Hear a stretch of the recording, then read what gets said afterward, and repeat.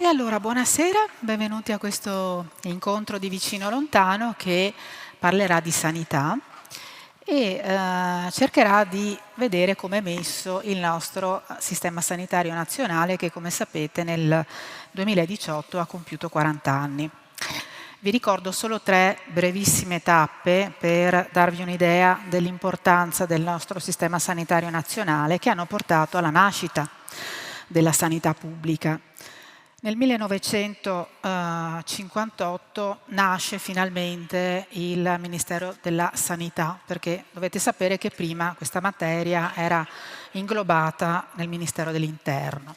Nel 1968 prende il via la prima grande riforma che ridisegna gli ospedali pubblici e la loro mission diventa proprio curare la gente e non accogliere coloro che avevano poche speranze come erano i vecchi lazzaretti e finalmente nel 1900, il 23 dicembre, l'antivigilia di Natale del 1978, su impulso dell'allora ministro della Sanità Tina Anselmi, il Parlamento a larghissima maggioranza approva la legge 833 che manda in pensione il sistema delle mutue e introduce il sistema sanitario nazionale, che è un sistema basato su sostenibilità, equità, universalità, tradotto.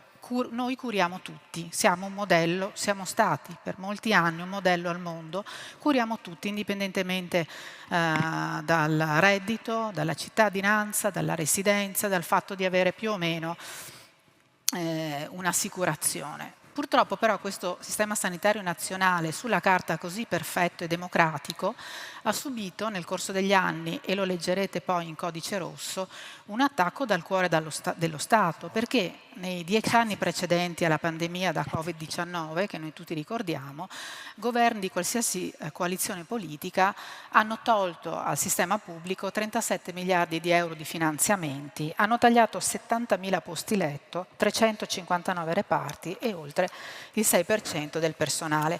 Questa breve diciamo cronistoria per farvi capire meglio come siamo messi. Allora io parto con Simona Ravizza da un argomento di grande attualità e che interessa molto tutti noi, le liste d'attesa. Allora, tu Simona scrivi che ormai sono talmente intasate che la gente per disperazione, per esasperazione, tende sempre più ad andare a pagamento nel privato puro. Tanto è vero, poi voi lo vedrete nel libro, in media gli italiani si pagano 5 visite di specialistica ambulatoriale e 3 esami diagnostici su un totale di 10.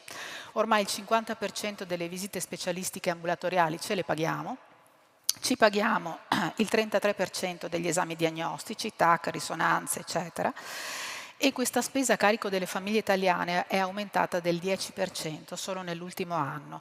Noi paghiamo, pur avendo un sistema che cura tutti gratis, con la compartecipazione alla spesa del ticket, per carità, che non sottovalutiamo, noi spendiamo 5 miliardi e 4 all'anno per le visite ambulatoriali e 3 miliardi e 2 per gli esami diagnostici. Allora io mi chiedo, Simona, ma questo problema delle liste d'attesa che non riusciamo a risolvere, non lo risolviamo forse anche perché sono diventati un grande business? Esattamente. Allora, innanzitutto buongiorno e grazie a tutti per essere qui, grazie mille dell'invito.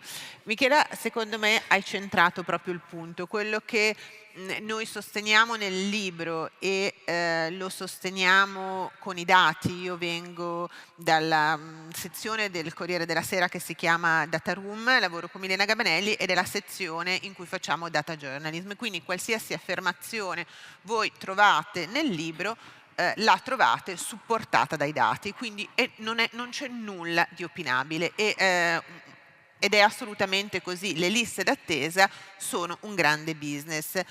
Ora, questo emerge chiaramente anche senza dati, perché se io pago il medico lo trovo 2 giorni dopo, mentre con il Servizio Sanitario Nazionale diventano 2, 4, 6, 8 mesi, più di un anno? Evidentemente è perché mantenere questo sistema fa comodo a chi sulle liste di attesa guadagna, primi tra tutti gli ospedali pubblici accreditati dove tu puoi andare con il servizio sanitario, ma ovviamente prediligono che tu vada pagando, semplicemente perché gli ospedali privati accreditati guadagnano, hanno come missione il guadagno. Il pubblico, anche il pubblico ha i suoi interessi, dobbiamo ammetterlo, perché chi nel pubblico, e lo fa perché la legge glielo consente, sia ben chiaro, visita a pagamento, quindi visita prevalentemente in intramenia, quindi dentro l'ospedale pubblico,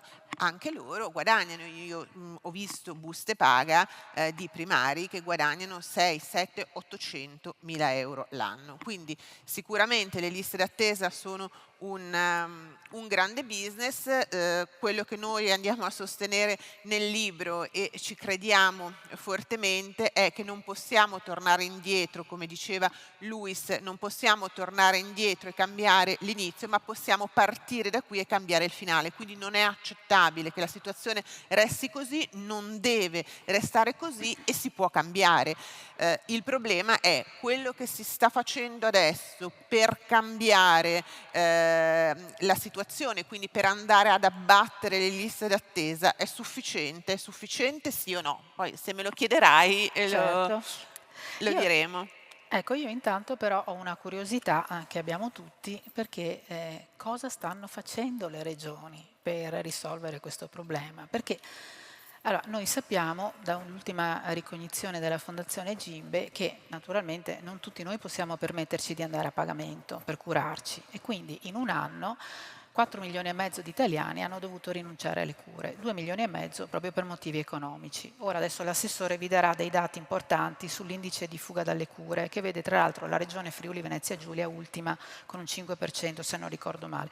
Ma al di là di questo vorrei sapere cosa state facendo, perché il Premier Giorgia Meloni 3 giorni fa vi ha lanciato un appello dicendo il governo vi dà tutti gli anni dei soldi per smaltire le liste d'attesa, ma voi come li state utilizzando? Secondo, il Ministro della Salute Orazio Schillaci ha proposto alle regioni questo decreto urgente che introdurrebbe nelle regioni inadempienti nel rispetto dei tempi di attesa dei poteri sostitutivi da attribuire a un organismo di vigilanza ministeriale. Allora, voi vi siete schierati con un no compatto. La conferenza Stato-Regioni del 17 aprile è finita con uno scontro, vi siete dati 30 giorni di tempo per capire cosa fare, i 30 giorni stanno scadendo perché scadono il 17 maggio.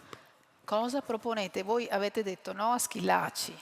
E voi regioni cosa state facendo?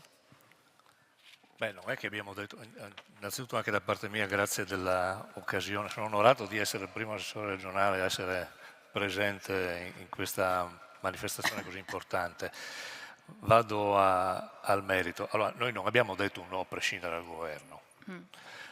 Noi col governo, devo dire, mi sembra anche abbastanza chiara la posizione delle regioni che al di là delle appartenenze politiche abbiamo tutti la stessa posizione. Esatto, Quindi uno non è un compatto. problema di appartenenza, di essere No, a no, favore o contro il governo. assolutamente. Il governo pone questo problema dei poteri sostitutivi al di là del rispetto dei dettati costituzionali, delle competenze dello Stato e delle regioni, sulle quali ogni tanto si va un po' in cavalleria e anche questo non va bene.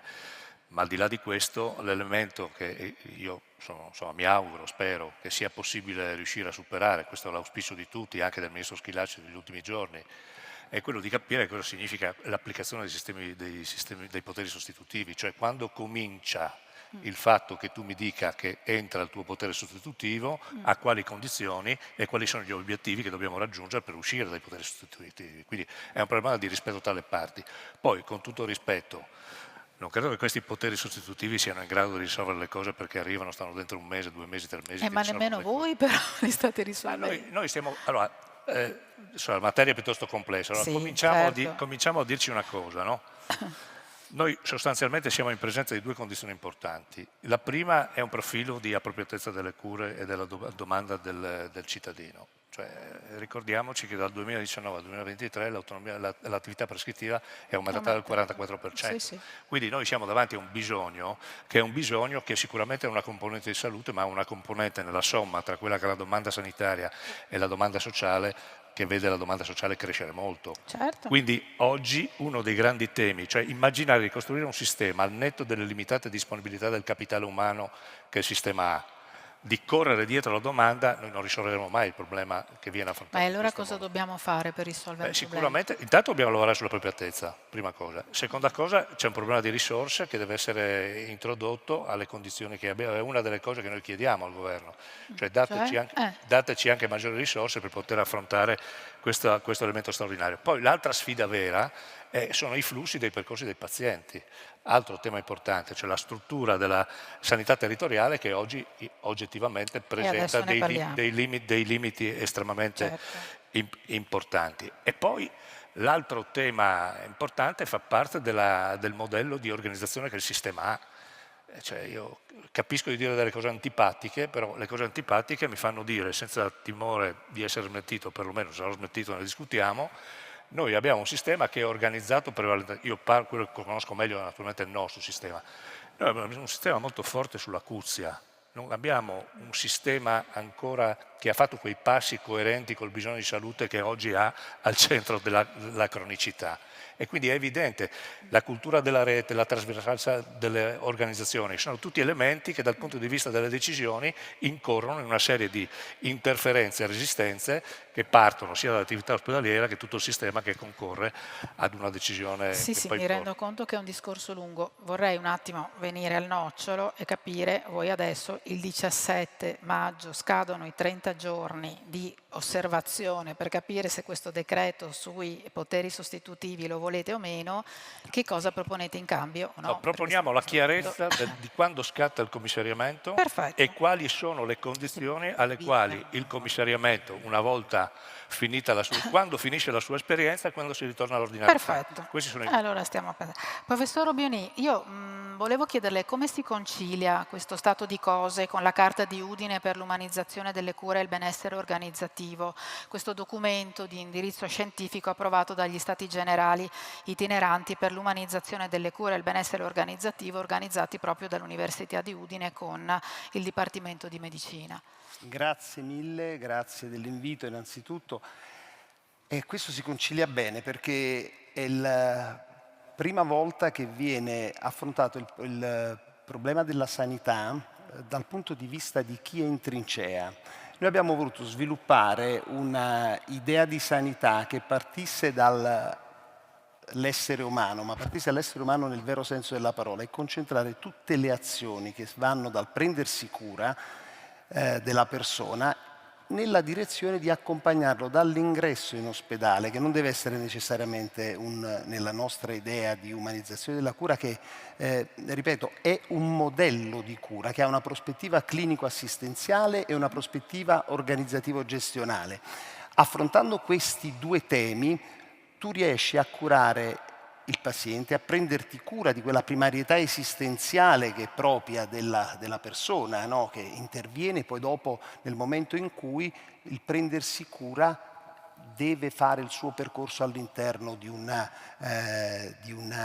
processo di cura. E quindi noi abbiamo pensato che questo potesse essere un passaggio fondamentale e abbiamo declinato nella Carta di Udine in maniera moderna 13 punti dell'umanizzazione che però possono ancora essere, per esempio abbiamo già introdotto il 14° punto che parla della medicina di genere, che è un punto importantissimo, e il secondo aspetto della Carta di Udine parla della qualità, una revisione sistematica della letteratura che abbiamo fatto perché l'interazione ospedale-università in questa regione è molto forte ed è talmente proattiva e sinergica che sta portando ai migliori risultati, perché dovete sapere che negli ospedali dove ci sono le università e ci sono i gruppi di ricerca si hanno le migliori prestazioni di cura e questo è un dato incontrovertibile e fortunatamente nella nostra regione Friuli Venezia Giulia questa sinergia è molto potente. Il terzo punto è proprio il modello di cura. E noi all'interno del nostro ospedale, in particolare nel dipartimento che ho l'onore di dirigere, abbiamo cercato di proporre un modello di cura che non è top down, è bottom up, cioè parte dal basso. La nostra proposta è una proposta di medici fatta dai direttori delle varie strutture che interrompono i silos, si mettono a disposizione della salute delle persone, perché questo è il ruolo di tutti gli operatori sanitari, essere al servizio della salute della gente. E noi questo facciamo, noi siamo in trincea, quindi la mia prospettiva, il mio osservatorio, il mio punto di osservazione è un punto un po' diverso, perché siamo lì a contatto con le persone. E anche in ambienti che naturalmente creano delle volte delle difficoltà strutturali, anche lì stiamo pensando di lavorare, perché l'umanizzazione è anche umanizzazione di spazi, umanizzazione di relazioni, umanizzazione di competenze. Grazie professore. Io con Simone adesso vorrei entrare nel vivo di quello che ci succede quando cerchiamo di curarci. Allora, mi interessano 3 punti. Prima di tutto, voi non dovete pensare che se uno va a pagamento risolve sempre e comunque il problema in 2 giorni. Adesso Simona magari ci spiega, e vorrei anche che tu ci facessi un esempio molto illuminante su quello che succede quando noi andiamo nel privato accreditato e pensiamo di trovare finalmente la soluzione. Perché voi dovete sapere che il privato accreditato qualche mese fa, a febbraio mi sembra, è sceso addirittura in piazza a Roma e ha fatto delle manifestazioni di protesta anche qua in Friuli Venezia Giulia, in Veneto e in altre regioni, perché è entrato in vigore un nuovo nomenclatore. Cosa significa? Le tariffe di rimborso che le regioni danno al privato accreditato per le prestazioni che eroga per il sistema pubblico, quindi dietro corresponsione del ticket da parte del cittadino. Quindi loro rivendicano dei rimborsi e, diciamo, si occupano preferibilmente delle prestazioni che poi hanno i rimborsi più alti, invece di occuparsi delle prestazioni che la gente richiede maggiormente. Allora, chiedo a Simona se è vero che andando in privato si risolve subito il problema, se ci puoi raccontare cosa succede quando ci consigliano degli interventi che in realtà potremmo tranquillamente evitare con cure farmacologiche o quant'altro, e perché non viene mai utilizzato quel decreto legislativo del 1998, il 194, che consente alla persona che non riesce ad avere dalla sua azienda sanitaria una prestazione nei tempi imposti dal codice di priorità che il medico mette sulla ricetta, può avere questa prestazione in regime di intramoenia ma solo pagando il ticket. Perché non viene mai utilizzato? Allora, partiamo proprio da qua. Concretamente, penso che a molti di voi sia successo di telefonare per prenotare, mettiamo un esame diagnostico, una visita, e vi dicono l'agenda è chiusa, non si può prenotare, richiamate tra 15 giorni, 20 giorni, un mese, poi richiamate e ottenete finalmente l'esame. Voi ovviamente state aspettando da quando avete fatto la prima telefonata, no? Allora, tutto questo, cioè la vostra attesa da quando voi avete chiamato la prima volta, non viene registrata dai dati. Tutti i dati che noi abbiamo fino adesso sulle liste d'attesa ci raccontano un mondo magico in cui il 75%, l'80%, il 90% dei cittadini riesce ad avere gli esami come gli viene chiesto sulla prescrizione medica. Voi quando avete in mano la prescrizione medica vedete codice U è urgente entro 72 ore, oppure entro 10 giorni, entro 30, 60, oppure programmabile entro 120. Allora, così non succede, ma i dati sulle liste di attesa, che sono i dati fondamentali, perché se io non so dove c'è coda, dove devo intervenire e in che modo, evidentemente il problema delle liste d'attesa non si risolve. Allora, quindi tutto quello che voi aspettate non viene registrato, quindi è difficile. Adesso speriamo che questo problema venga risolto, ma per ora è ancora solo una promessa sulla carta, quindi non si sa esattamente dove e come intervenire. È una delle varie leggi che non vengono applicate. Allora, io dovrei sapere dove intervenire e dovrei quindi dire al cittadino: non ti posso dare adesso l'appuntamento lì, ma rispettando la legge tu puoi andare a farlo a pagamento in base a questo decreto e paghi semplicemente il ticket. Questo è stato ripetuto ancora dalla Meloni quando quest'estate ha fatto il famoso decreto liste d'attesa. Allora adesso stanno sorgendo sempre più sportelli che aiutano i cittadini a richiedere quello che è un loro diritto, se non che è una norma comunque che adesso inizia a essere conosciuta di fronte all'enormità del problema, ma poi di fatto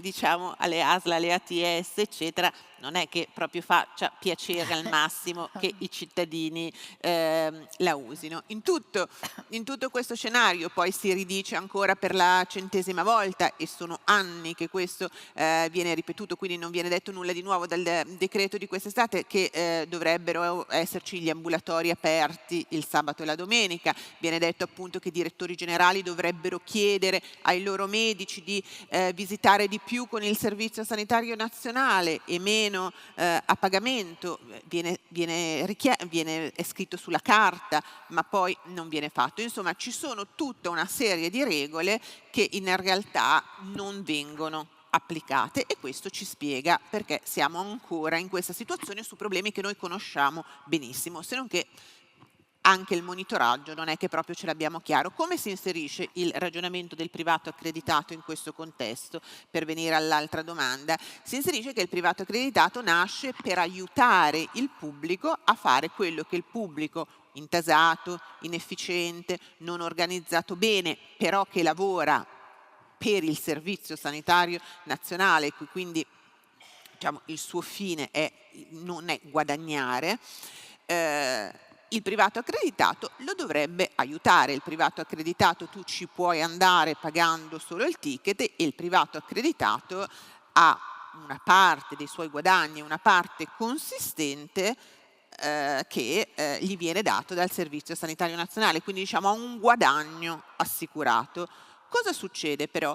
Che in questo guadagno assicurato che ha, il privato accreditato non fa molto spesso, sempre più spesso, quello che gli viene chiesto di fare, quello che c'è la necessità di fare, ma fa quello che gli viene rimborsato di più. E l'esempio è la cosiddetta artrodesi, che è un termine brutto e anche un po' ostico, ma cos'è? Un intervento alla schiena dove ti mettono delle placche, delle vite alla schiena contro il mal di schiena. Questo è un intervento che dovrebbe essere fatto in casi estremi dove falliscono altre cure che però sono poco remunerate dal Servizio Sanitario Nazionale. Invece per l'artrodesi la tariffa di rimborso è di 20.000 euro. Allora che cosa succede? Noi normalmente in Italia abbiamo 100 prestazioni, il 35% più o meno viene fatto dal privato accreditato, il 65% dal pubblico, poi a seconda delle regioni cambia, però più o meno possiamo fare su 10, 3 e 7. Nell'artrodesi, guarda caso, queste percentuali si invertono, cioè all'artrodesi negli ospedali privati accreditati schizzano al 65-70% le operazioni in cui io metto viti e placche alla schiena, evidentemente perché è pagato 20.000 euro.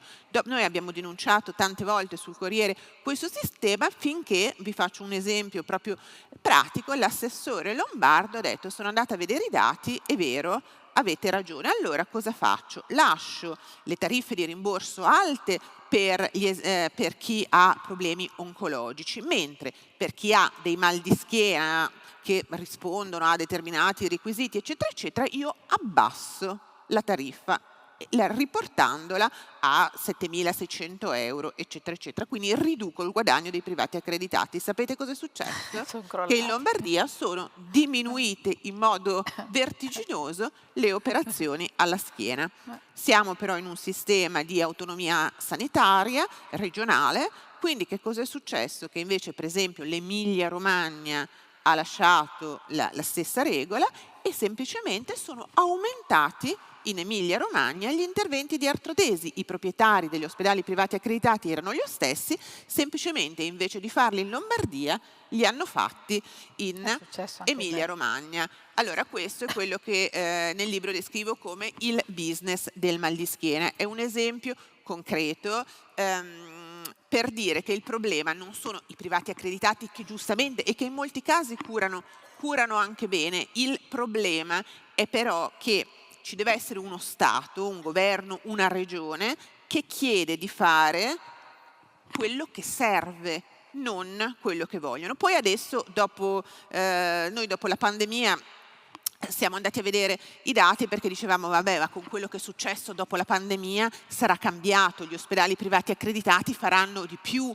cose che servono, perché con la pandemia è un po' come se le persone sono passati tanti treni che però non si sono potuti fermare e via via le persone ad aspettare il treno sono aumentate vertiginosamente. Arriva un treno e tutte devono salire su questo treno, quindi abbiamo detto ok, adesso che ci sono così tante persone in lista d'attesa cambierà. I dati sono uguali, identici, cioè i privati accreditati sono andati avanti a fare l'artrodesi, a mettere le valvole, a fare le protesi, a fare gli interventi che costano di più e questo, che vengono rimborsati di più, e questo è un altro motivo per cui le liste d'attesa non vengono smaltite. Noi abbiamo a Milano che gli è stato chiesto agli ospedali privati accreditati: ci fate più prestazioni che ci servono e noi vi paghiamo queste prestazioni. Il risultato è stato 700.000 euro in meno per le prestazioni con il Servizio Sanitario Nazionale, 400.000 euro in più per fare le prestazioni, per invece le prestazioni a pagamento. Quindi da una parte fanno un po' quello che vogliono, dall'altra spingono sempre di più, soprattutto dopo la pandemia, sul pagamento. Cioè non gli basta più guadagnare all'interno del servizio sanitario, ma vogliono anche guadagnare proprio mettendo le mani in tasca a noi. Non so se ho risposto. Certo, faccio un'ultima suggestione prima di passare all'assessore e al professore su un altro tema strettamente collegato, ma che purtroppo crea grandissimi problemi alla sanità pubblica.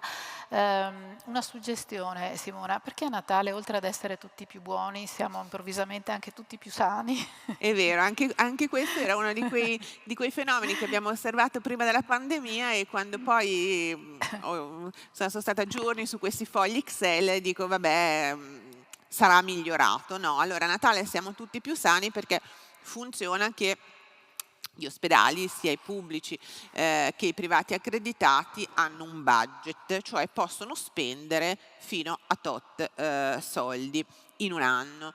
Quando finiscono il budget, semplicemente chiudono le agende e rimandano gli appuntamenti all'anno successivo. Ora, quindi voi dite, vabbè, e quindi è lo Stato che gli deve dare più soldi, è un problema di soldi. Allora, in realtà non è sempre solo un problema di soldi, perché cosa succede?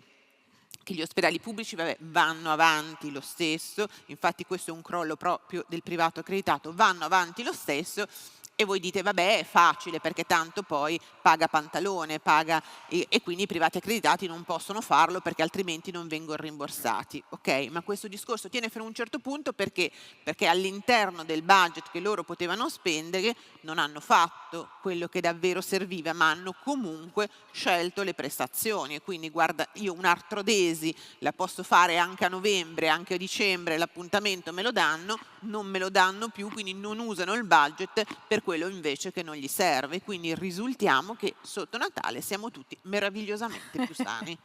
Ecco, io introduco un altro tema importantissimo perché purtroppo il tempo a disposizione non è molto.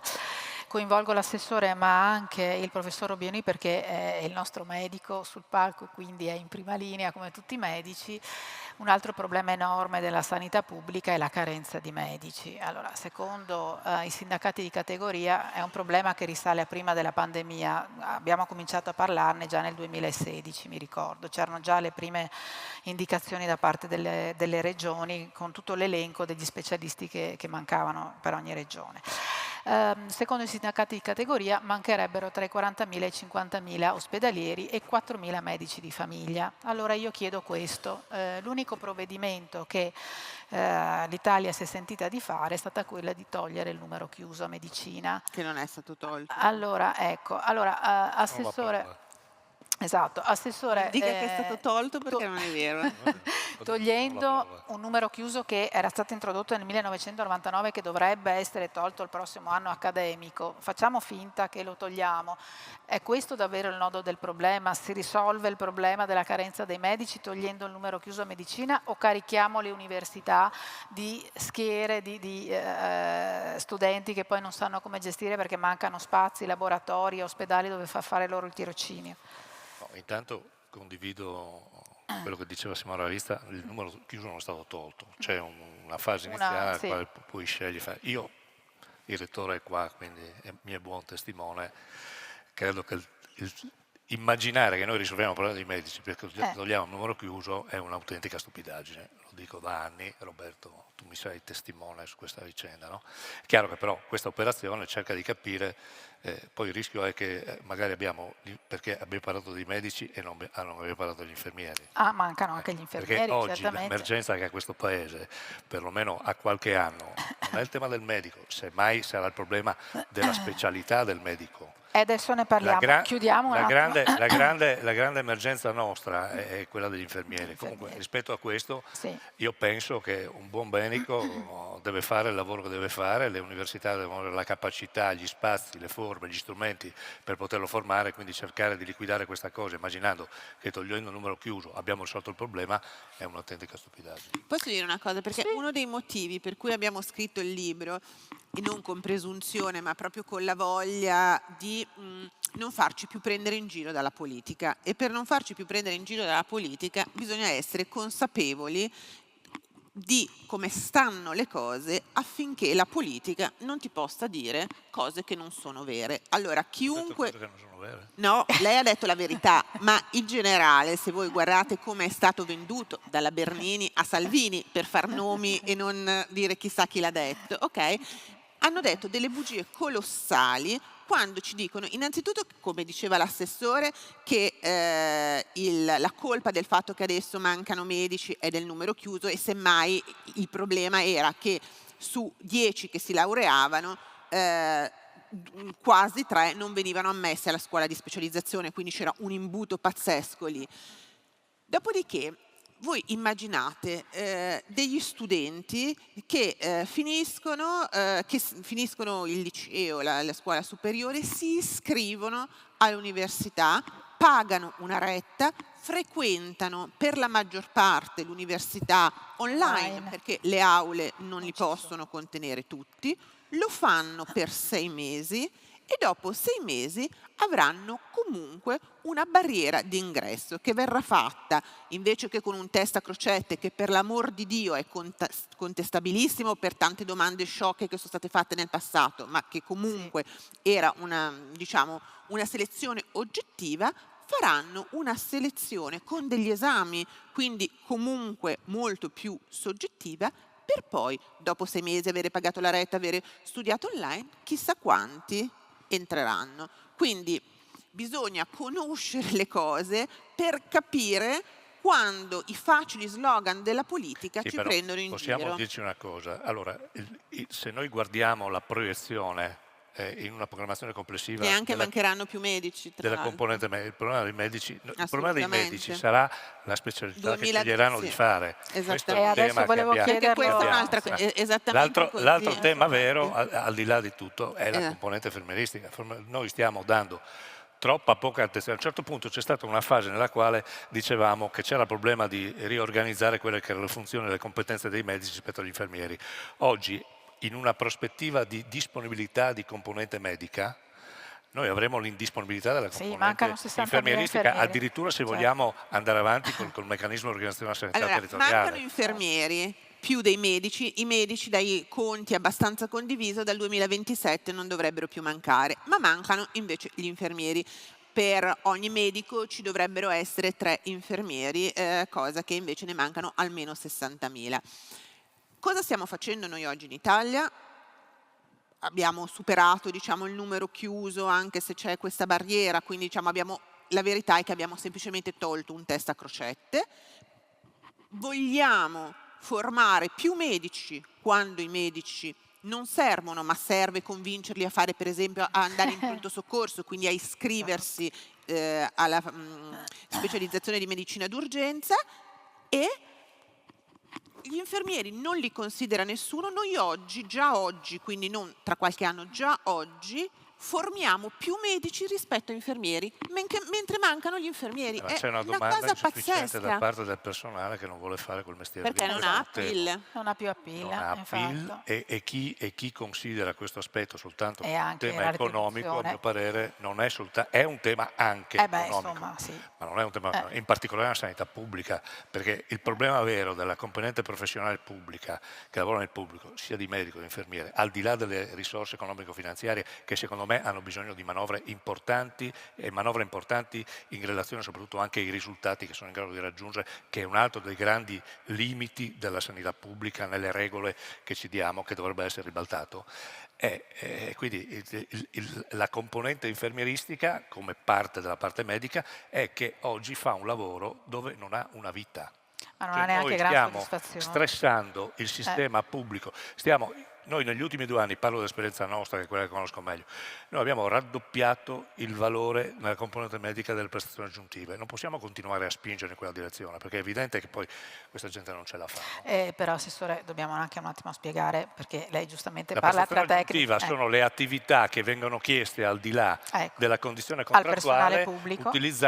chiedendo a quel personale di fare delle attività in più. Ecco, io Che vi devo interrompere perché arriverà ci un sono- punto dove, anzi, secondo me, siamo già al limite del sostenibile. Purtroppo devo interrompere perché ho questo incubo di countdown davanti e noi Bravo. dobbiamo toccare ancora tanti argomenti. Il professor Obieni, io volevo Sì.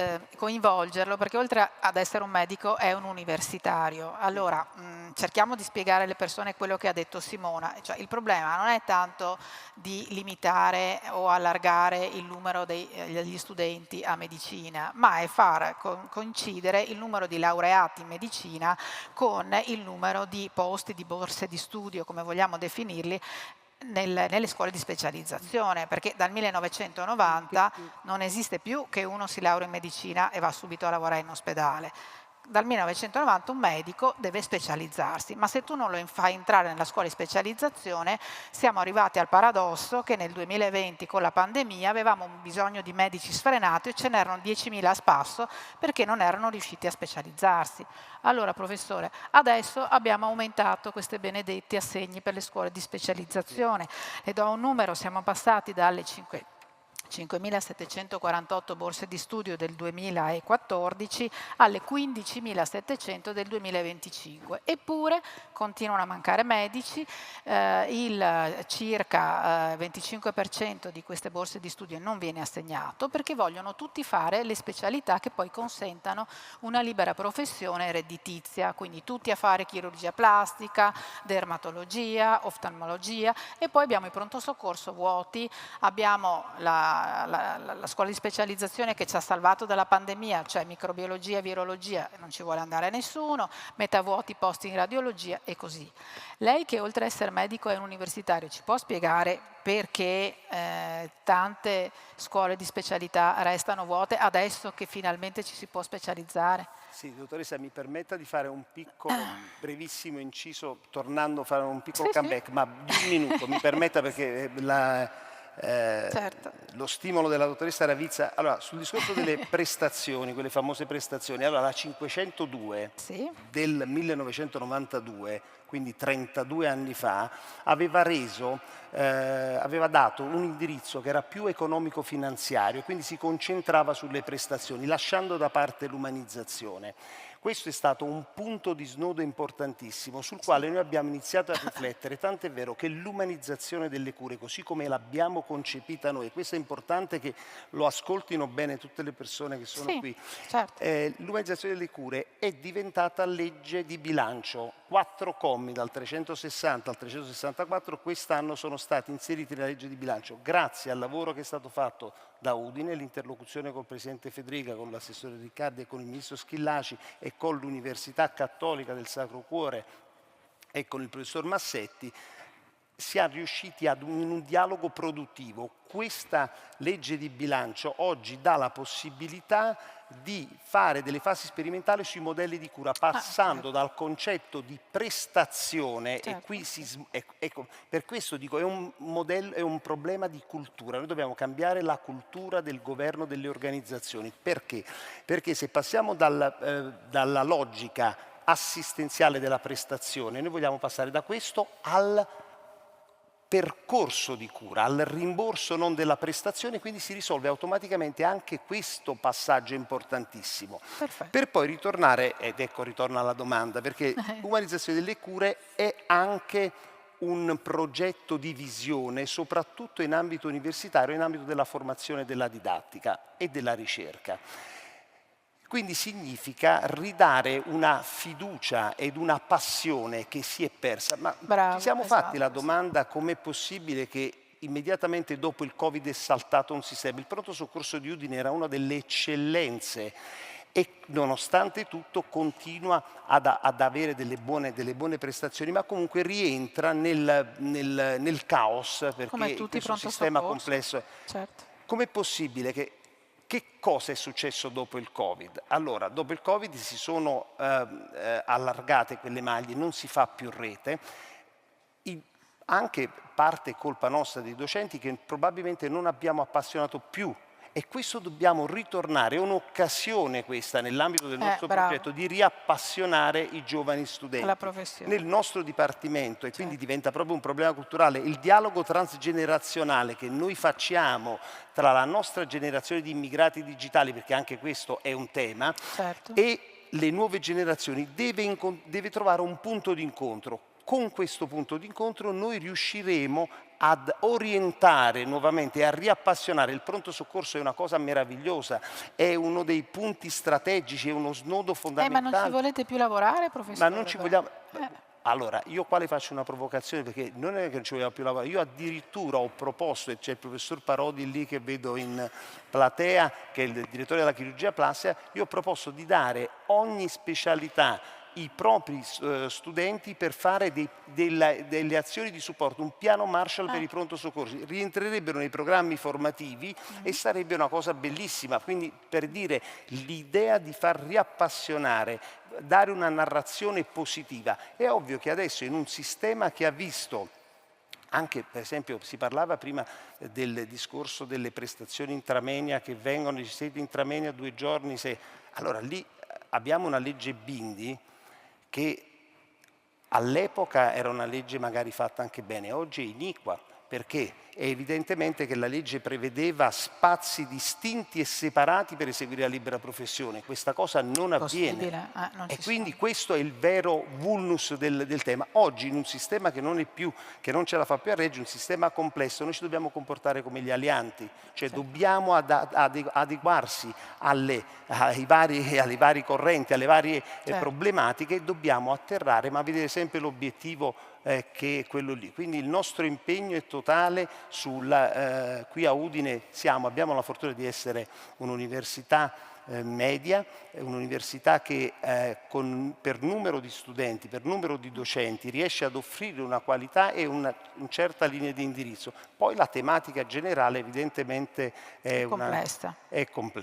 Grazie. Io con Simona introduco un altro tema importantissimo, magari se cerchiamo di essere un po' più rapide così ne tocchiamo altri 2 o 3 perché abbiamo solo 27 minuti. Parlavamo prima anche con l'assessore dell'importanza del raccordo tra l'ospedale e il territorio. Lo abbiamo visto durante la pandemia, nelle regioni in cui il territorio ha retto e quindi l'assistenza territoriale, i medici di famiglia ha retto, è andata meglio. Nelle regioni invece in cui la privatizzazione spinta ha distrutto il sistema territoriale, le vittime sono state molte. Allora, voi leggerete in codice rosso che uno dei motivi dell'intasamento delle liste d'attesa, ma anche dei pronto soccorso, è che è saltato il filtro del medico di famiglia, che è fondamentale. Allora, Simona ha partecipato anche a delle assemblee importanti della FIMG, che è il massimo sindacato di rappresentanza della categoria. Mancano 4.000 medici di famiglia. Simona, perché non c'è più appeal per la professione che in realtà è quella che ti vede più vicino al paziente? E volevo chiederti un'altra cosa, se anche i medici di famiglia purtroppo stanno diventando un po' una lobby e cominciano ad essere tentati anche loro di fare un po' più ore di libera professione e un po' meno di ambulatorio. Io penso che poi il miglior giudice dei medici di famiglia siate voi. Voi sapete se quando chiamate il medico di famiglia vi risponde, Bravo. viene a visitarvi a casa, se dovete andare nel suo studio, se potete andare senza prenotare o se dovete andare su appuntamento, e ognuno in base alla sua esperienza può dire il mio medico di famiglia funziona o non funziona. A livello di sistema però c'è un problema enorme e semplicemente per darvi un esempio concreto, facile, i medici di famiglia durante la pandemia hanno potuto rifiutarsi di fare i tamponi, cioè durante la pandemia il Servizio Sanitario Nazionale ha potuto dire a un ginecologo: guarda, in questo momento le visite di ginecologia, se non quelle urgenti, sono sospese perché qui abbiamo le persone che non respirano. Ricordiamoci com'era la prima fase. La prima fase è quando si arrivava in ospedale senza più respirare, c'erano barelle in ogni dove e tutto l'ospedale era stato trasformato per accogliere questi malati con fame d'ossigeno e aiutarli. Per cui il ginecologo è stato spostato ed è andato ad occuparsi di questo e c'è andato perché il servizio sanitario gli ha detto: vai, questo al medico di famiglia non si può dire. Il medico di famiglia durante la pandemia ha potuto dire: io i tamponi non li faccio. Perché ha potuto dirlo? Perché il medico di famiglia, pur essendo pagato dal Servizio Sanitario Nazionale, è un libero professionista che decide quello che può dare al Servizio Sanitario Nazionale in base a degli accordi, che sono poi degli accordi triennali. E qualsiasi cosa quindi fa, deve passare da questi accordi. E se il Servizio Sanitario Nazionale non gli dà quello che vogliono, loro semplicemente dicono: noi non lo facciamo. Quindi è evidente che c'è un problema di filtro, perché da d'accordo collettivo nazionale, come tecnicamente si chiama questo accordo, i medici di famiglia possono garantire dalle 5 alle 15 ore a settimana in base al numero di pazienti che hanno. Ora tutti i medici di famiglia ti dicono: no, non è vero, noi ne facciamo molte di più, noi lavoriamo tantissimo, noi andiamo a visitare i pazienti a casa, noi siamo oberati di lavoro. Appunto, ripeto, i miglior giudici siete voi. Dopodiché i dati di fatto ci dicono che da contratto possono lavorare da un minimo di 5 fino a 15 ore e che, per esempio, durante la pandemia possono essersi rifiutati di fare i tamponi, possono visitare prevalentemente su appuntamento, perché così prevede l'articolo 35 del loro contratto collettivo nazionale, possono, per esempio, sulle vaccinazioni antinfluenzali. Noi sappiamo quanto per un over 65 siano importanti le vaccinazioni antinfluenzali.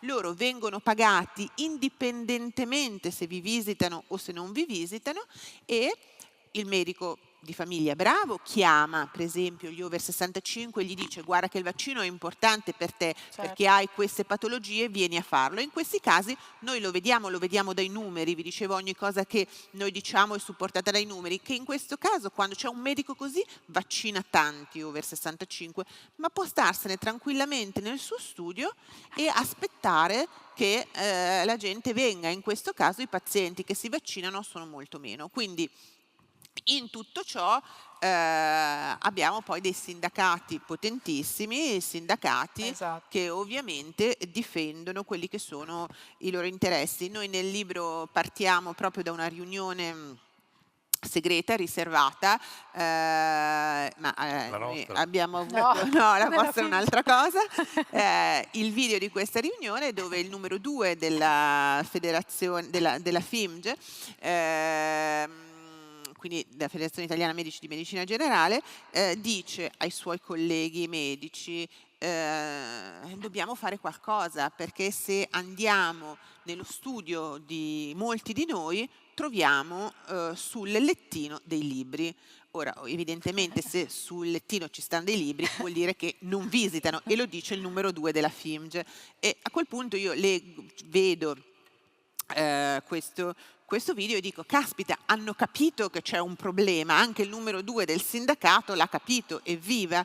Poi vado avanti a vedere il video e lui dice: dobbiamo cambiare, non potrà più essere così in futuro, perché c'è un mercato, il mercato delle prestazioni a pagamento, che vale 40 miliardi di euro, in cui noi dobbiamo entrare, e evidentemente poi ci chiederanno: ma tu fai questo esame, ma tu fai quest'altro esame, e se noi queste cose non le facciamo non potremo farci pagare. Allora capite che il sindacato stesso riconosce un problema che davanti a noi, a tutti noi, nega e dopodiché lo riconosce tra di loro perché per dire dobbiamo cercare di cambiare qualcosa per farsi pagare. Ora, se anche lì entra, ed è già entrato di fatto, le attività a pagamento, ditemi voi come possiamo andare a finire. Ecco, io sfrutto moltissimo adesso l'assessore Riccardi. Che si è agitato. Esatto, che sei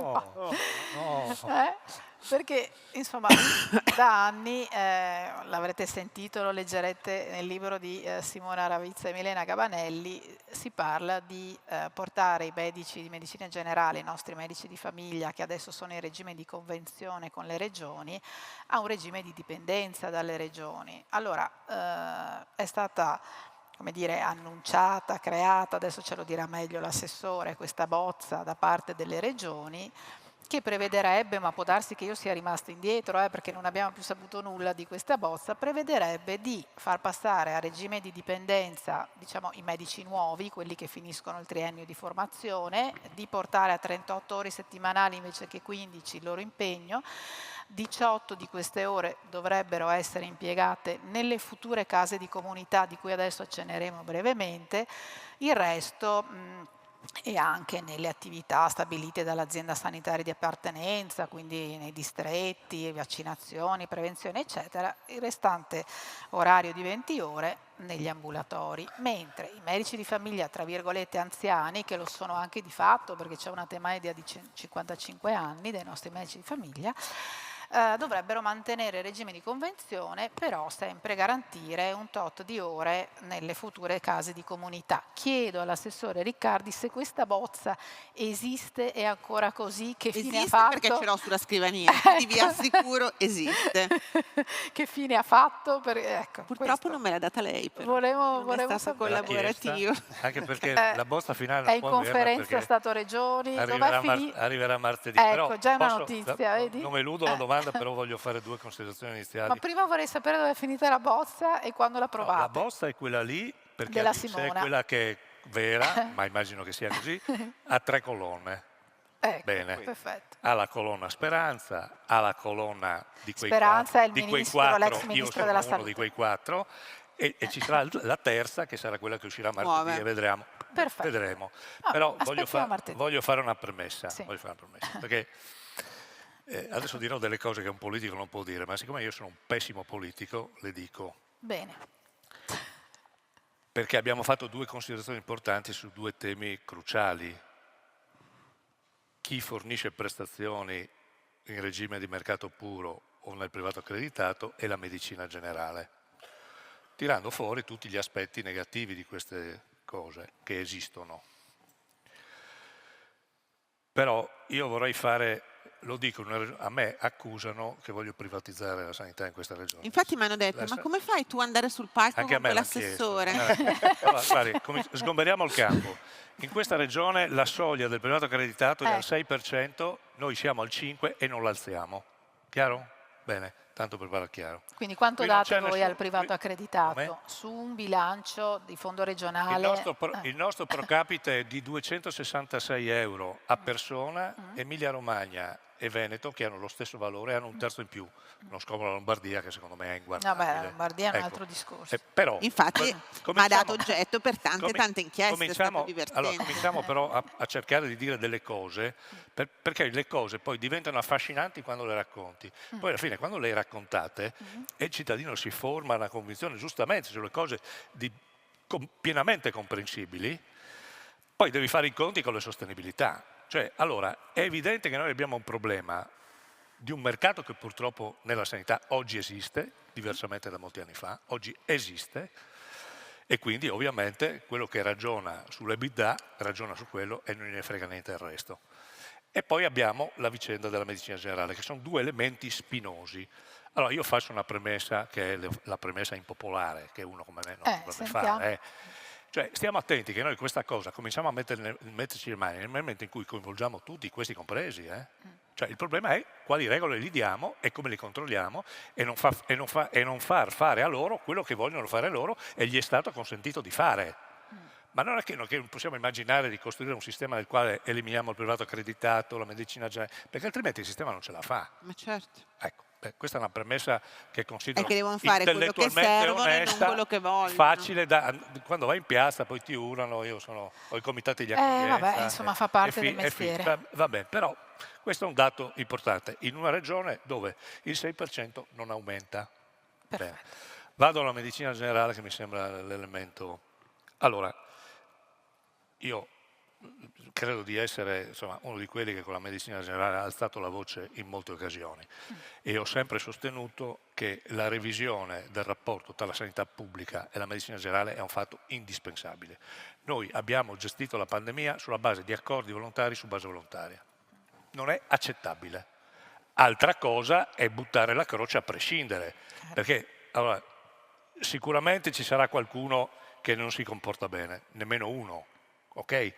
Però c'è un'altra parte del sistema che cerca di fare le cose. È evidente, noi siamo arrivati a un punto nel quale se tu cominci ad avere 1600, 1700, 1800 pazienti, come puoi pensare di rispondere a queste cose? Esatto. Noi dobbiamo metterci anche dall'altra parte. Allora, la mia provocazione è questa, nel breve, noi abbiamo una componente professionale che non è attrattiva. Perché non è attrattiva e non è neanche un problema di soldi, perché se io guardo il professor Rubioni e gli chiediamo il cedolino che prende l'azienda sanitaria è molto inferiore a quello di un medico di medicina generale. Insomma. No, è così, No, è così, sicuro, con te lo tanto giuro. di numeri. Sicuramente. È così, Con la libera è così, è così, è così. Insomma, parlo di dati che conosco bene. No, certo. Bene, allora, prima considerazione, nessuno vuole fare più il medico di medicina generale.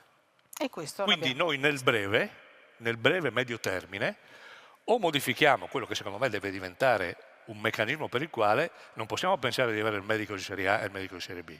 Il percorso formativo che deve entrare nella piena totale riconoscimento parallela di un elemento di specialità al pari degli altri, questo è uno sforzo che deve fare a proposito di coloro che gestiscono le scuole di formazione. E ritorniamo a prima. Lo No? traduco in modo anche semplice. Un oncologo, un ortopedico, un futuro oncologo, un futuro ortopedico, un futuro cardiologo, quando finisce medicina e si iscrive alla specialità, viene pagato più o meno 1.800 euro lordi al mese. Quando un laureato in medicina inizia questo assurdo percorso di 3 anni in mano ai sindacati, ne prende 992, cioè la metà. Ora è evidente che se io pago la metà a te rispetto a te, vuol dire tu stai facendo una cosa Ma la di verità serie è che B qui pochi rispetto vanno a fare a la quell'altra. specialità vera. Questo è il primo E tema, quindi per rendere attrattivo il sistema. Un'altra provocazione. Perché noi abbiamo in testa, la mia generazione, ha in testa il rapporto col medico di fiducia, il medico di famiglia, Certo. in una condizione di una specialità molto più bassa, molto meno esistente. Allora, alle condizioni di oggi, lo dico ad esperti, perché siete esperti, dico, noi oggi, questo paese, perlomeno nel breve e medio termine, può immaginare di avere il medico di fiducia? Cioè, io credo che non ci siano le condizioni di garantire il medico di fiducia. Allora, l'altro aspetto è, noi dobbiamo lavorare per avere il medico di fiducia o dobbiamo lavorare per avere lo specialista in cure primarie, che ci garantisce una presenza sul territorio in attesa anzi contestualmente a quella aspettativa che le regioni hanno di modificare il rapporto tra la sanità pubblica e la medicina generale. Allora, qui ci sono naturalmente da una parte chi vuole una cosa e chi non la vuole dall'altra parte. Allora, io non credo, sono abbastanza convinto che il tema della dipendenza non è il tema risolutivo, è sicuramente un contenuto importante. Però se noi immaginiamo che il medico di medicina generale diventa dipendente dall'azienda e abbiamo risolto i problemi, io su questo ho qualche riserva, cioè non sono convinto che sia così. Fermo restando che secondo me il meccanismo che noi avevamo inventato, perché dietro questa vicenda c'è un'altra questione grande come una casa della quale abbiamo parlato prima, che è il sistema di previdenza. Il sistema di previdenza che deve essere alimentato per tutti i professionisti che escono. Certo. Però sono questi elementi. Ma se vogliamo discutere delle cose, dobbiamo discutere fino in il fondo. sistema di previdenza Allora, è che poi, appunto, un momento in cui allora, il medico diventa dipendente, la sua cassa io l'ENPAM. penso che fossilizzarsi sul tema dipendenza o non dipendenza, che sicuramente per i giovani sono d'accordo sulla dipendenza. Sì, certo, perché ovviamente li protegge di più, certo. non hanno quote di ammortamento degli investimenti che devono fare per fare la medicina generale che oggi non hanno. Allora, Però, I medici di famiglia stanno raccogliendo firme tra tutti i cittadini, giovani sono quindi d'accordo, può essere anche che a abbiamo voi scritto. capitino sotto mano delle petizioni dicendo firma, perché se fanno quello di cui stiamo parlando tu non avrai più il tuo medico di fiducia, e stanno raccogliendo decine di migliaia di firme in tutta Di Italia. fatto però avere il mezzo di fiducia oggi, Ecco, voglio vedere, allora, è una questo è, semplificazione. anche a questo non credete perché non è assolutamente vero che Però- se ci sarà la dipendenza, chi, ammesso che qualcuno di voi abbia un medico di fiducia, lo perderà. E Però- questo è sempre il tema, no? Un po' conoscere le cose per poi non farmi prendere in giro da chi mi vuole vendere un interesse di parte. Però dobbiamo cercare di rendere sostenibili le cose in una fase di, tutti auspichiamo, di transizione per certo. una sostenibilità del futuro. Quindi il tema vero è: la sanità pubblica oggi non ha una capacità di intervento nella disponibilità, almeno di una parte, delle attività del medico in medicina generale. Questo non può esistere. Cioè la sanità pubblica deve avere la capacità, in una quota parte delle attività del medico di medicina generale, a legislazione vigente, e il Parlamento deve assumersi la responsabilità di questo. Ci abbiamo approvato con Speranza, tanto per essere chiari, io considero Speranza un uomo che ha fatto bene il ministro, quindi pur non appartenendo a una coalizione completamente diversa dalla mia, quindi non è che affronto ideologicamente queste cose, no? Ci ha provato Speranza e non ci è riuscito per le ragioni che sono Sapete state. secondo me qual è il problema? Il coraggio. Speranza è stato un buon ministro poco coraggioso. Sì, ho Adesso capito, la politica però- avrà il coraggio di però fare deve quello trovare, che serve. sì, È ho una capito, questione però di coraggio. deve trovare il Parlamento che poi gli approva le cose. Allora io penso, Dobbiamo andare a io sono convinto, conclusione. la manovra sul tema sicuramente della scuola di specialità, e l'altro aspetto è comunque il condizionamento legato al fatto che la sanità pubblica, per una parte delle cose che tu devi fare, visto che comunque ti garantisce il tuo reddito alla fine dell'anno, tu devi rispondere alla sanità pubblica. Altrimenti tutta questa idea che noi abbiamo di sostanzialmente laminare il flusso che oggi ci va dentro, a sbattere dentro il sistema ospedaliero, non lo rallonteremo mai, perché non saremo in grado di popolare con gli investimenti che stiamo realizzando sulla sanità territoriale a partire dalle case comunità, perché la componente della medicina generale che si rifiuta di andare, noi ci stiamo provando.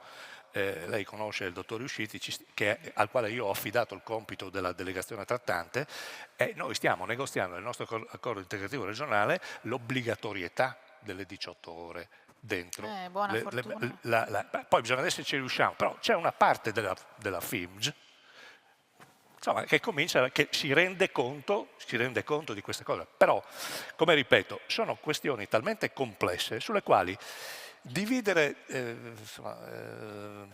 Andreotti diceva, so che probabilmente non mi è molto simpatico, che tu non devi pensare di avere ragione e basta, devi trovare anche qualcuno che te la dà. E se noi non troviamo qualcuno che ce la dà nel comporre questo quadro, poi le semplificazioni, perché la storia di questi ultimi 10-15 anni, qual è? Guardi il Che cronometro, Io ho assessore. tentato di richiamarlo più volte all'ordine, Glielo ma dico io, guardi lì. l'assessore gioca in casa e No, quindi... la finisco. No, voglio solo fare questa battuta.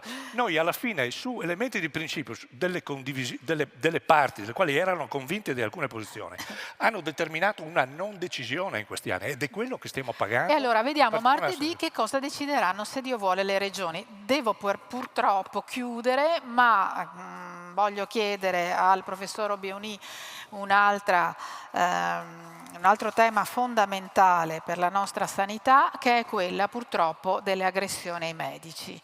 È un tema che... Anche gli assessori regionali. Ho capito, ma i medici Comincia a forse parlare sempre su- sono un po' più in prima linea, Sto forse. scherzando. Ecco. Allora, è un tema drammatico. Nel 2024 abbiamo avuto quasi 26.000 aggressioni tra fisiche e verbali al personale sanitario. Nei primi 3 mesi del 2025 sono già 6.500, tantissimo, con un incremento del 37% mai visto prima. Volevo chiederle, questa grande aggressività del paziente e dei familiari è dovuta all'insofferenza per le attese, al fatto che adesso siamo tutti indottrinati, siamo tutti bravissimi attraverso internet e quindi non accettiamo più che ci possa essere una diagnosi infausta, che una malattia non si possa curare, non accettiamo la morte, o è un'insofferenza dovuta a quello che scrivono i pazienti nella maggioranza delle lamentele che presentano agli uffici delle relazioni con il pubblico delle aziende sanitarie, cioè che il medico non ha più tempo di ascoltarci. Cosa sta succedendo? È multifattoriale decisamente, perché il burnout, che è una delle cause che può mettere il medico in un angolo, però è un burnout di reciprocità, nel senso che come la cura è reciprocità, ci deve essere un rapporto tra il medico e il paziente, quindi anche il paziente ha dei doveri e delle conoscenze da rispettare, perché è importantissimo che noi, attraverso probabilmente delle campagne di informazione, dobbiamo essere molto più chiari nel trasferire dei concetti alle persone, alla popolazione, per renderli edotti di alcune situazioni che si stanno verificando e metterli a conoscenza. E il fatto principale che i medici devono esercitare la loro azione con un tratto umano fondamentale, questo diventa una competenza relazionale che Ma noi voi nel avete il nostro... tempo di essere umani? Ma Perché... è una questione di organizzazione, mi creda, è una questione di organizzazione. Noi ci stiamo lavorando tantissimo, le competenze relazionali, abbiamo dei progetti proprio all'interno del nostro dipartimento che curano le competenze relazionali, e questi hanno portato nella nostra... io devo parlare del mio dipartimento, certo. perché è comunque esemplificativo di un atteggiamento che porta dei risultati. Questo ci ha portato anche a proporre all'azienda sanitaria universitaria, all'Arma dei Carabinieri, alla Questura e alla Polizia un corso di formazione che inizieremo a settembre sullo spiegare come si deve essere il rapporto tra il medico e la popolazione. Sarà aperto prima ai professionisti sanitari e poi sarà aperto anche alla popolazione. Questo fa parte, uno dei pezzetti del progetto di umanizzazione delle cure, che è un progetto di innovazione sociale, perché non ci dimentichiamo che il problema è un problema socio-sanitario, cioè il problema è sociale, perché se noi consideriamo anche per il tema non solo delle aggressioni ma anche del territorio, che è un tema importantissimo, che attualmente abbiamo 4 milioni e mezzo di ottantenni in Italia, tra 20 anni dobbiamo dare un processo di visione, ce ne saranno 6 milioni, quindi noi questo territorio o lo organizziamo bene e i medici e tutti gli operatori sanitari, medici, si devono mettere al servizio della popolazione. Questo è un dato importante, quindi case delle comunità che non sostituiranno sicuramente il pronto soccorso, ma daranno una grandissima mano alla medicina generale.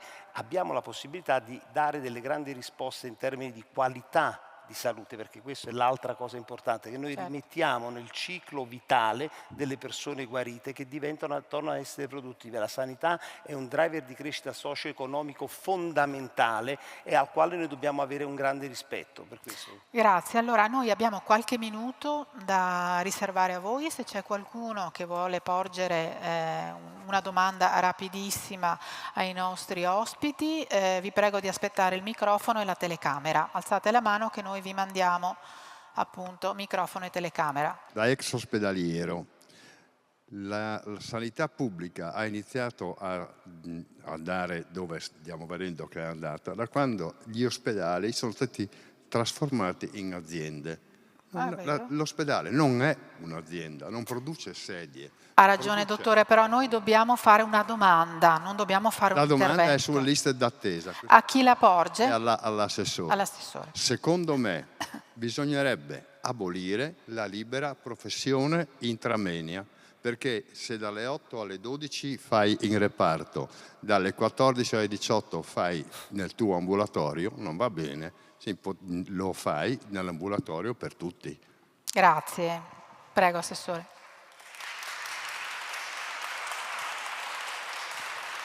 Fermo restando che non è una competenza della Regione, è una competenza dello Stato. In linea di principio condivido, però significa che dobbiamo fare una grande manovra dove non credo siamo a livelli di sostenibilità della retribuzione dei medici. Perché questo è un altro è l'altro grande tema. Perché è nata Io in linea di 99? principio condivido, Certo. però significa che il diritto di esclusività del sistema professionale è un elemento che ha bisogno di una iniezione di risorse che credo oggi il bilancio dello Stato non sia in grado di sostenere. E aggiungo un'altra cosa.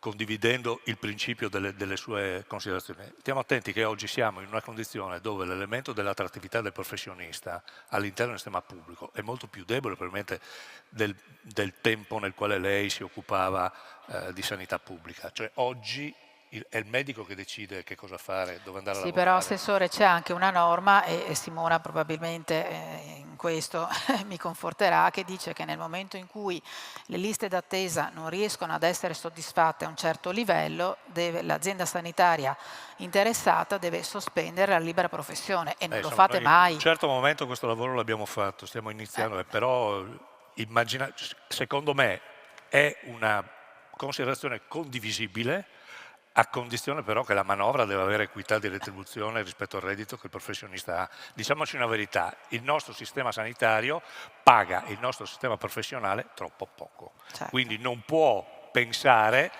di sostenere, perché un professionista che dedica la vita a questa cosa e la retribuzione è quella che è, questo non è giusto. Passiamo all'ultima Invertiamo domanda. i rapporti, mettiamo a disposizione quelle risorse che in questo Paese, nel momento in cui si è scelto da che parte bisognava mettere le risorse, abbiamo scelto più la parte previdenziale, e l'equilibrio del bilancio è quello che è.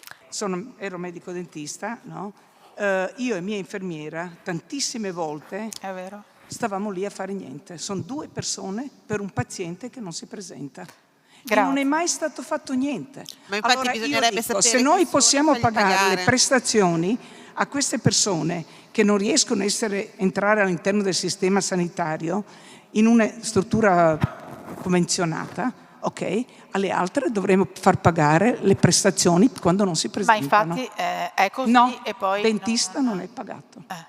Grazie. prestazioni Simona, vuoi non- rispondere Quella tu? diceva la signora, alla fine la dottoressa diceva Che non succede mai, dobbiamo andare rapidi, Assessore. Simone, vuoi rispondere? Altre specialità sì, odontoiatria no. Grazie. è un Grazie. tema, è la pulizia della lista.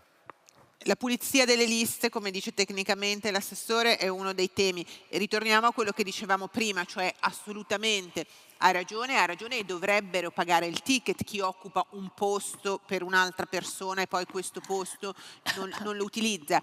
Però bisogna sapere bisogna sapere chi va lì, chi va là e non si presenta. Purtroppo per questo è necessario che funzioni, come ci hanno promesso e speriamo che succeda, la piattaforma delle liste d'attesa. A quel punto, se io ritorniamo qui, per governare le liste d'attesa bisogna capire dove sono i punti di caduta. Quindi io devo sapere chi ha la fila, dove, per quale motivo, e se c'è chi non si presenta. A chi non si presenta è giusto, e peraltro la legge lo prevede, ma poi non viene attuato perché è impopolare. Ha assolutamente ragione. Vorrei chiedere all'assessore, ma anche al professor Robioni, quando ascolterete anche le infermiere, perché le infermiere non vengono ascoltate mai. Ha ragione. Ecco, anche per le riforme, piccole cose possono essere risolte magari solo ascoltando chi lavora. Grazie. Professore, vuoi rispondere lei? Grazie per la domanda.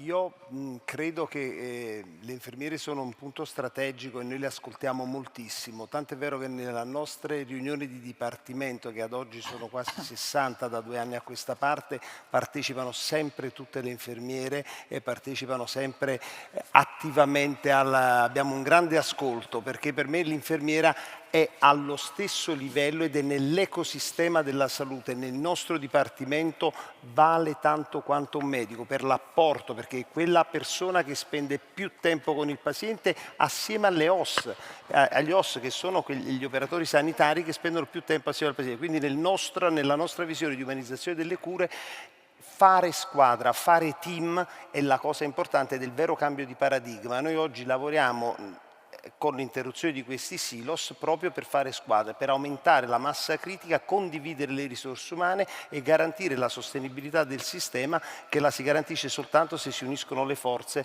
in una direzione paziente-centrica.